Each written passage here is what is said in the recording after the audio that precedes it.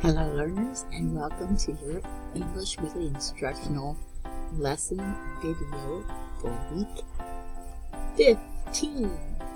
Alright, for this week, I would like you to look over the 6E format on the learning target, which is I can identify an author's point of view or purpose. Okay, so your task is just to watch a really short video. It's not even more than 2 minutes long. It's a little song about point of view. What is POV? It's an acronym that stands for point of view.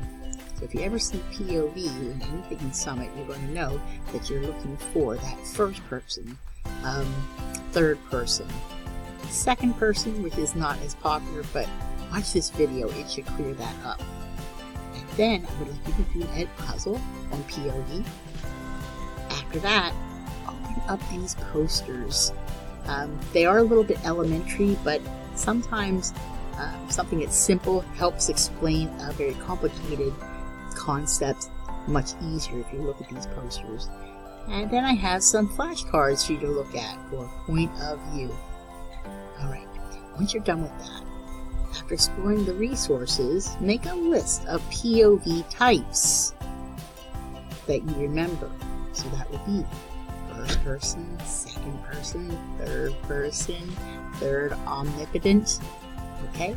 And then once you are finished, you can do a quizzes.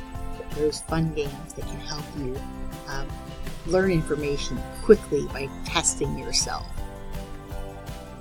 Once you're done with these first four, the elaborate, this is something that you're going to be applying point of view too.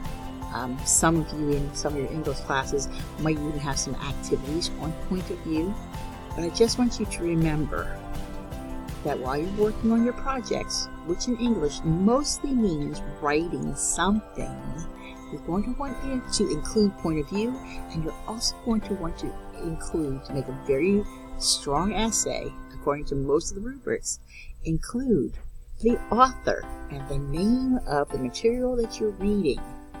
Try to use that MLA citation. MLA, if you didn't know before, is an acronym that stands for Modern Language Association. So when you are writing an academic paper, you should always be citing your sources. And here's some examples of citations. For 9th graders, you will be coming up on Lord of the Flies this winter. So there's a citation for that. Right now, most of you are still working on text analysis, fact and fiction. So you'll be trying to incorporate the authors of things that you're reading into your essay to make a much stronger score. If you are in 7th grade, probably still working on The Outsiders by S.E. Hinton. That stands for Susie Elizabeth Hinton. She's the one that wrote this book. She was only 16.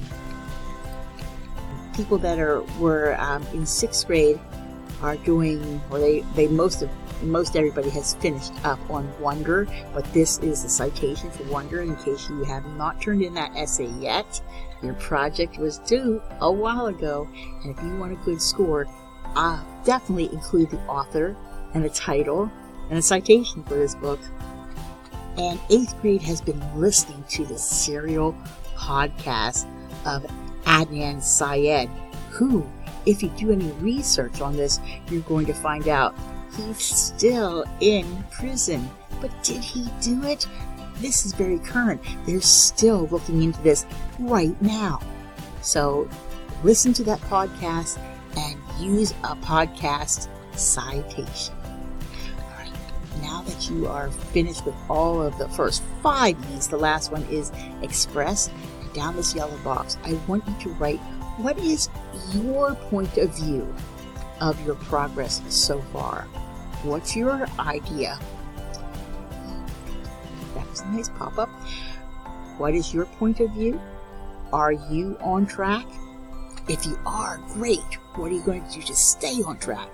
But if you're not, oh goodness, what is holding you back? Please just jot something quickly. What's keeping you from moving ahead?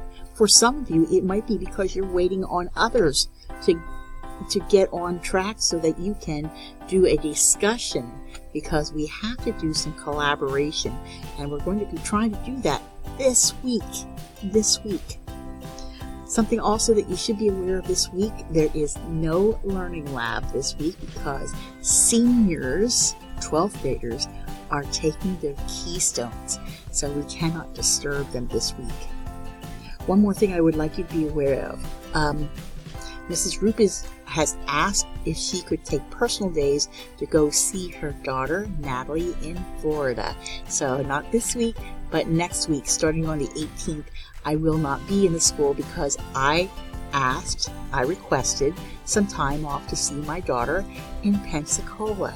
She is on the naval base where there was a very big shooting last Friday. So I'm going to go down to see my daughter. However, that doesn't mean that you take time off, because you still have school and you have other teachers that you need to get things done. It's just if you're looking for Mrs. Roop, I will not be here the 18th, 19th, and 20th. And then after that, our winter break starts, and we won't be back until 2020. Yes. But many of you have projects that need done before that winter break.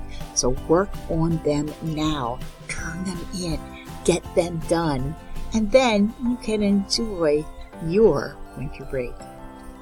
Okay, have a great and productive week.